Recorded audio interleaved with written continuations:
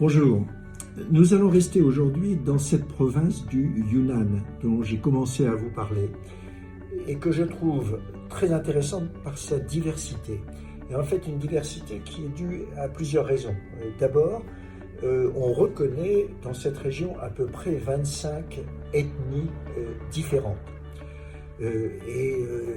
Très célèbre, très connu, le royaume de Diane, cette ville de Dali, mais surtout la proximité également avec plusieurs pays, puisque le Yunnan a une frontière, aussi bien avec le Vietnam comme nous en parlions, mais également le Laos, la Birmanie, et lorsqu'on est au nord du Yunnan, en fait on a une frontière avec le Tibet, et on peut assez facilement aller du Yunnan vers Lhasa.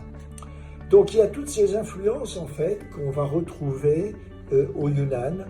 Et d'ailleurs, sa grande capitale, Kunming, est justement un mélange un petit peu de ces différentes influences, y compris des influences indiennes.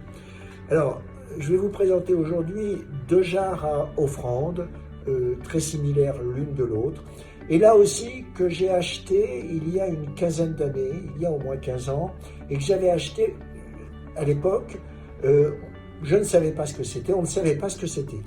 On se posait même des questions à savoir si c'était des jarres chinoises, pour vous dire où on en était, ou venant de Birmanie ou du sud-est asiatique.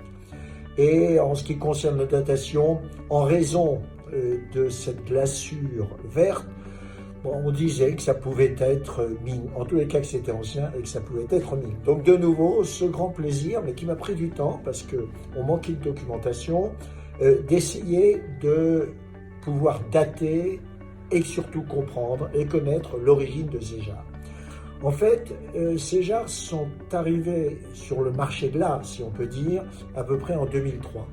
Et donc, c'est très relié à certaines découvertes qui ont pu être faites à la fin des années 90 ou des débuts des années 2000.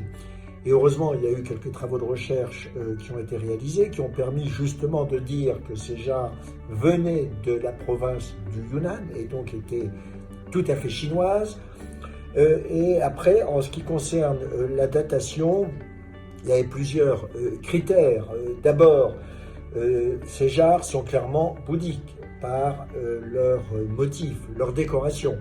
Mais également en faisant un test de thermoluminescence sur certaines de ces jarres, bien ça a permis de conclure que ces jarres n'étaient pas vraiment Ming, mais étaient davantage de la période Yuan, qui, je vous rappelle, s'étend de 1234 à 1368.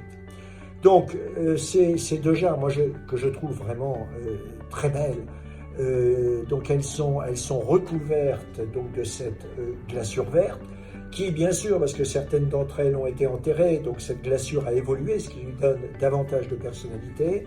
Et on a la représentation dessus de médaillons. Médaillons qui, d'ailleurs, dans certains, on a une représentation à l'intérieur de ces médaillons de Vajra. Donc, vous savez, cet instrument rituel que l'on trouve dans la tradition bouddhique. Et au-dessus de ces médaillons, on peut voir très nettement ces feuilles de palme. Et de nouveau, cette glaçure, pour l'essentiel de ces vases, sont dans un ton, je dirais, vert foncé, quelquefois olive.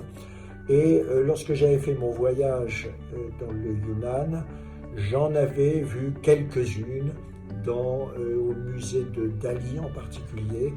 Je les avais prises en photo, je me rappelle, et j'en avais vu une ou deux chez des antiquaires ou brocanteurs locaux.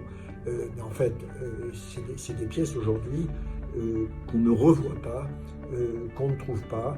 Et moi, je trouve tellement belle esthétiquement, et puis intéressante avec cette histoire, en fait, autour du bouddhisme dans cette fantastique province du Yunnan.